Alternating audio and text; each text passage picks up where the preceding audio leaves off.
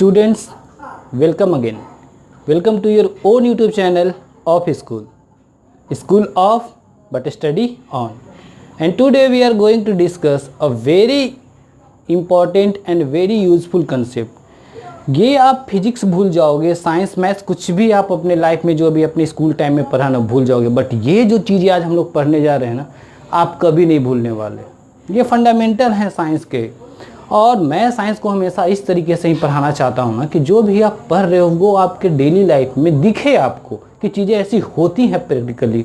और वो सारी जो चीज़ें हम लोग डिस्कस करने वाले हैं आज, these all are completely related with our daily life. आप हमेशा लाइफ में ऐसा कुछ ना कुछ देखते रहोगे जो इन सारे कंसेप्ट से बेस है, तो आप क्यों भूलोगे इसे? कभी नहीं भूल सकते हो इसे। इसलिए मैं बोल रहा हूँ कि ये जो भी चीज़ें हम लोग पढ़ने वाले हैं ना, आपकी एज कुछ भी हो जाए, आप ओल्ड एज में भी चले जाओ, फिर भी आप ये सारी चीज़ें आपको याद रहने वाली हैं। चलिए देखते हैं एक जो डेली लाइफ से रिलेटेड कंसेप्ट है। A person who wearing a skating shoes, उसने क्या एक स्केटिंग शूज़ पहन रखा है, और स्केटिंग शूज़ पहन के उसने क्या किया कि सामने एक वॉल था, जैसे मैं ही हूँ, स्केटिंग शूज़ मैंने पहन रखी है और मैंने अपने सामने वाले वॉल को ऐसे पुश किया, ऐसे पुश किया है। अब ये पुश करने के बाद होगा क्या? अच्छे से आप लोग को पता है प्रैक्टिकली कि जब आप इसे पुश करोगे ना, तो push means what? Push means a force always we always create a force और exert a force in the form of pull और पुश। हमेशा एक पुल और पुश के फॉर्म में ही हम लोग फोर्स अप्लाई करते हैं। तो आपने क्या किया, मैंने क्या किया, इस वॉल पे हमने एक फोर्स ऐसे अप्लाई किया पुश के फॉर्म में।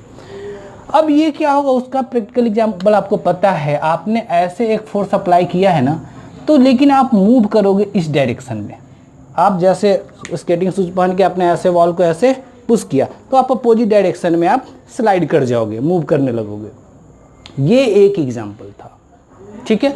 तो यहाँ पे एक आपने देखा कि आपने एक पुश किया, push means a force, you applied a force on the wall.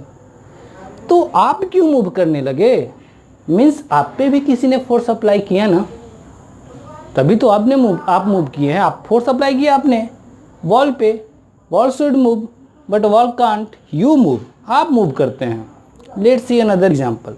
ये सारी चीज़ें हम लोग देखें कि हो कैसे रही हैं। नेक्स्ट जो है ना, मैंने ये 2 वेइंग मशीन लिया है, और वेइंग मशीन को मैंने उसके एक, ये इसका इंड है जहाँ पे हम लोग वेट को ऐसे हैंग करते हैं, और दूसरे तरफ ये इंड है जहाँ पे हम लोग उसे फिक्स करते हैं। यहाँ पे हमने क्या किया, एक जो वेइंग मशीन है उसे हमने फिक्स कर रखा है, और दूसरे को यहाँ उसके इंड के थ्रू किया। और यहाँ से कोई एक पर्सन है, यहाँ पे कोई एक पर्सन है, वो क्या करता है, इसे ऐसे पकड़ के अपनी तरफ खींचता है। खींचने वाले कंडीशन में होगा क्या, यहाँ पे जब इसने एक हल्का सा ऐसे पुल किया ना अपनी तरफ, तो यहाँ पे इस वाले पे मान लो कि ये जो वेइंग मशीन था, इस पे 5 kg का वेट शो कर रहा था। तो इस पे भी आप देखोगे कि ये 5 kg का ही वेट शो कर रहा है। प्रैक्टिकल चीज़ें आप कर सकते हो।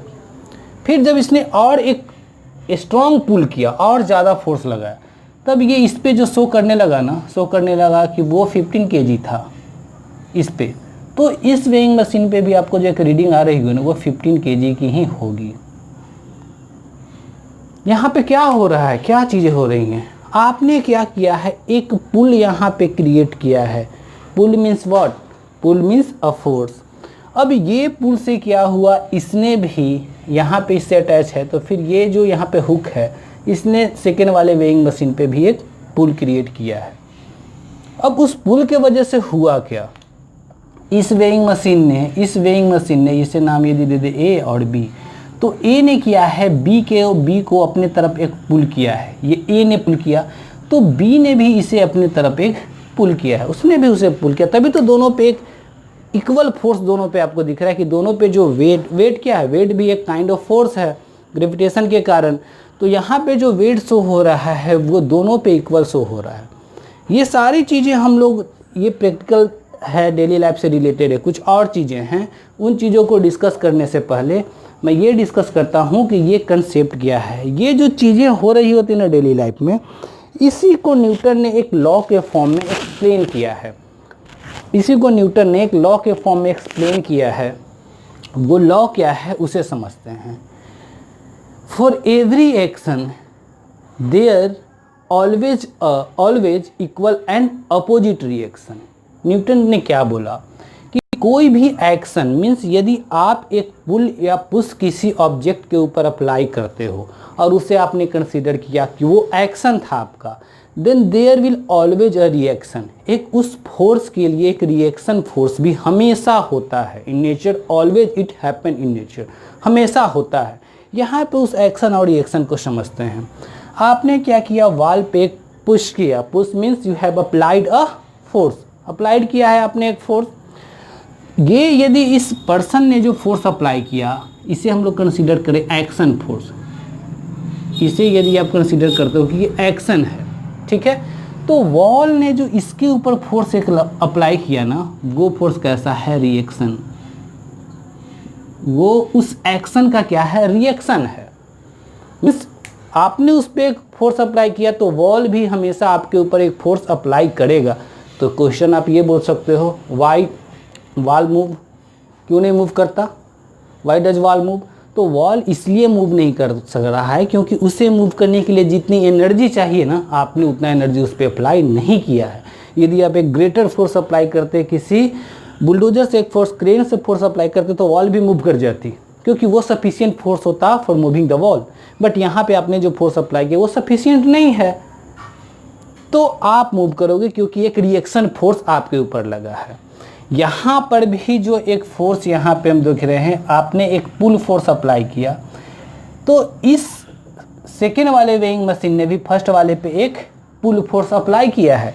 इस फोर्स को यदि आप बोलो, आपने जो ऐसे फोर्स अप्लाई किया इस वेइंग मशीन पे इस डायरेक्शन में, इसे यदि आप एक्शन फोर्स बोलो, तो इस मशीन ने भी इस पे क्या किया, यदि यहाँ पे जो फोर्स आपने अप्लाई किया तो सेम फोर्स ये क्या कर रहा होगा, ए वाला वेइंग मशीन इसके ऊपर भी अप्लाई कर रहा होगा। इसे यदि आप एक्शन फोर्स कंसीडर करो तो ये जो सेकेंड वाला ये जो फोर्स हो रहा है, जो मशीन बी अप्लाई कर रहा है ए के ऊपर, वो फोर्स कैसा हो जाएगा, रिएक्शन फोर्स, रिएक्शन फोर्स हो जाएगा।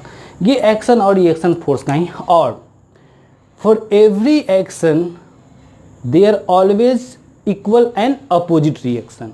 हर एक एक्शन फोर्स के लिए एक रिएक्शन फोर्स होता है। And both forces are opposite in direction and both forces are acting on two different bodies.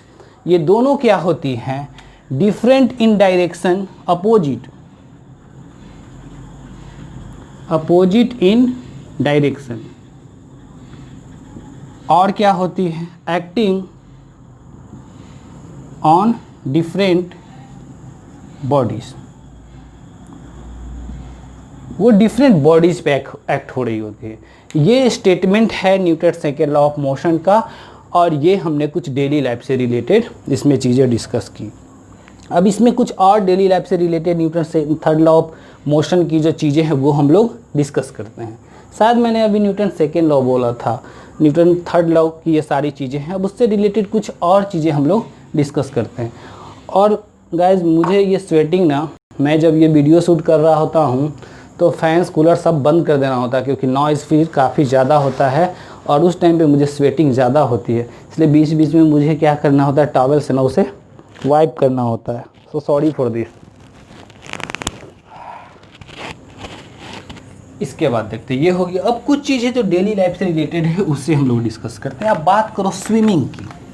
Swimming जितनों को पता होगा कि स्विमिंग क्या है तो वो समझ सकते हैं, और जिन्हें नहीं पता होगा बस फील करना कि स्विमिंग होता क्या है।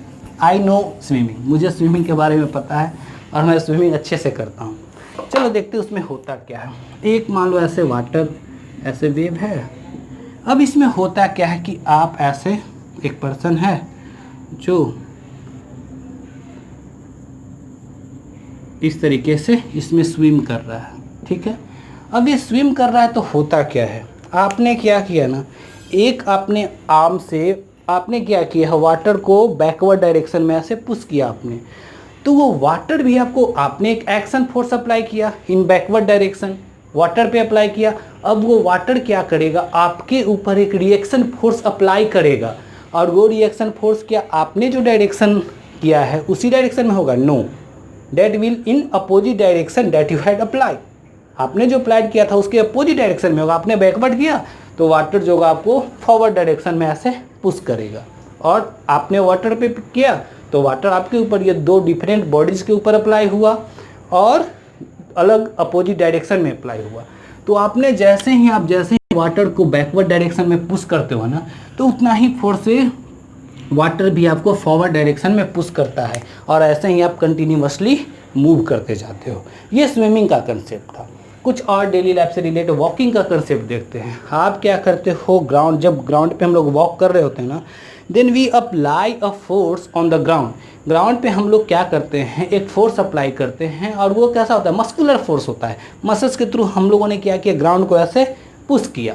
ग्राउंड ने आपने ग्राउंड को पुश किया बैकवर्ड डायरेक्शन में। अब ग्राउंड क्या करता है, ground push you in the forward direction, और उससे होता क्या है, आप फिर मूव करना शुरू करते हो और कंटिन्यूअसली ऐसे ही मूव करते रहते हैं। एक और एग्जांपल यहाँ पे समझते हैं, जो रॉकेट, ये सिंपल से कंसेप्ट दिख रहे हैं ना, बट इन कंसेप्ट में ना साइंस और टेक्नोलॉजी की बहुत सारी मशीनरीज हैं जो वर्क करती हैं इन छोटे छोटे कंसेप्ट पे। ये तो डेली लाइफ से एक जो अभी हम लोग कंसेप्ट डिस्कस करने जा रहे हैं ना, वो उस पर तो रॉकेट की प्रिंसिपल है, रॉकेट इसी प्रिंसिपल पे फिर उड़ रहा होता है। देखते क्या हमने क्या किया ना, इस तरीके से एक अरेंजमेंट लिया और इसमें एक स्ट्रिंग हमने ऐसे फिक्स कर दिया, स्ट्रिंग टाइटली हमने फिक्स कर दिया। यहाँ पे हमने क्या लिया, इस तरीके का एक होलो ट्यूब लिया ऐसे, ठीक है। आप इसके जगह पे ये डेली लाइफ, ये आप घर पे इजीली कर सकते हो। आपने इसके जगह पे क्या करना है, जो कुछ भी पेन है जिसकी रिफिल ख़त्म हो गई ना, उसके ट्यूब लाइक स्ट्रक्चर होता है, आपने इसे यहाँ पे ले लिया, ठीक है। इस ट्यूब लाइक स्ट्रक्चर को आपने ऐसे यहाँ पे ले लिया। अब इसमें क्या करना, आप क्या करो, एक बलून को ऐसे लो और इस बलून को इसके साथ अटैच कर दो, इस बलून को इसके साथ। अब यहाँ पे शुरू में क्या करना है ना, कि उसके बलून का जो ओपनिंग है उससे टाइट करके रखना है, उससे एक नॉट से टाइट कर देना है। धागे से आप बांध दिया, आपने शुरू में आपने इसे धागे से बांध दिया।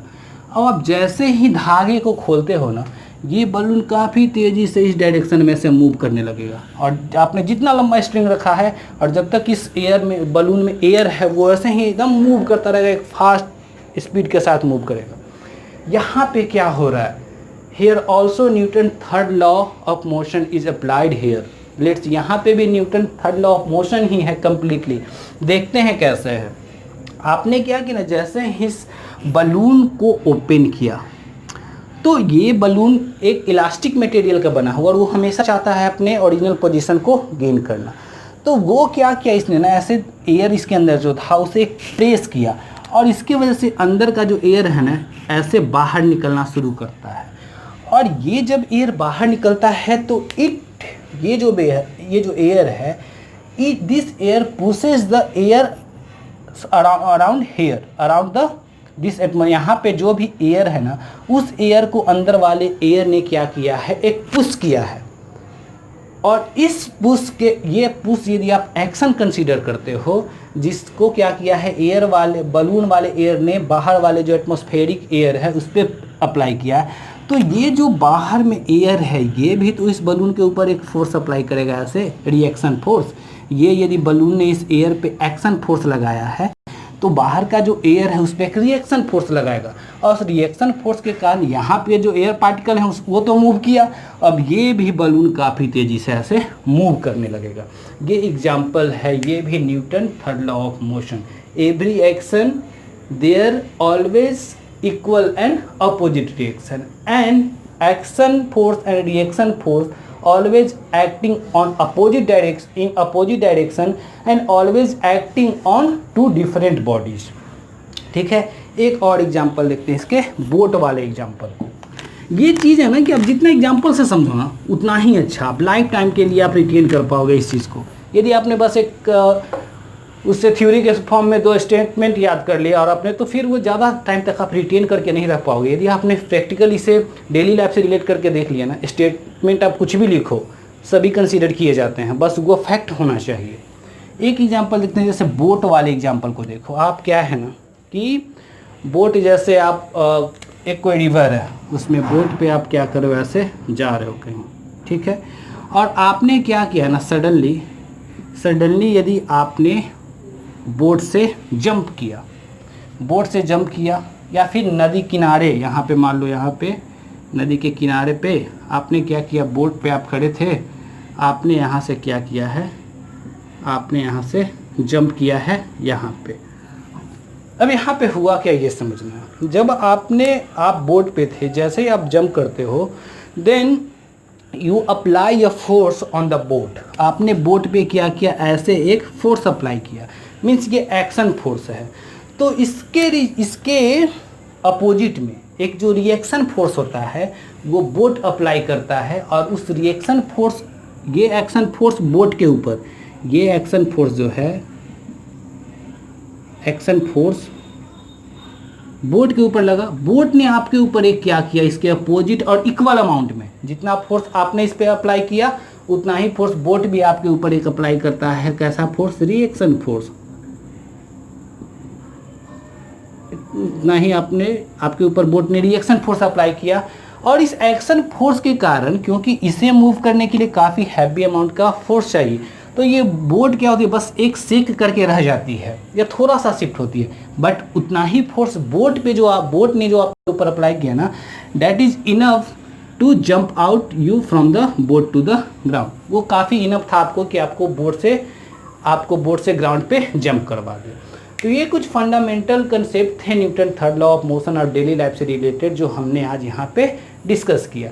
इसके बाद एक लास्ट टॉपिक है कंजर्वेशन ऑफ मोमेंटम। वो अभी तक हम लोगों ने जो मोमेंटम पढ़ा, Newton third law of motion पढ़ा, इन दोनों का एक कॉम्बिनेशन है conservation of momentum, that I will cover in the next video. Till then take care, keep watching, keep learning, we will meet in next video.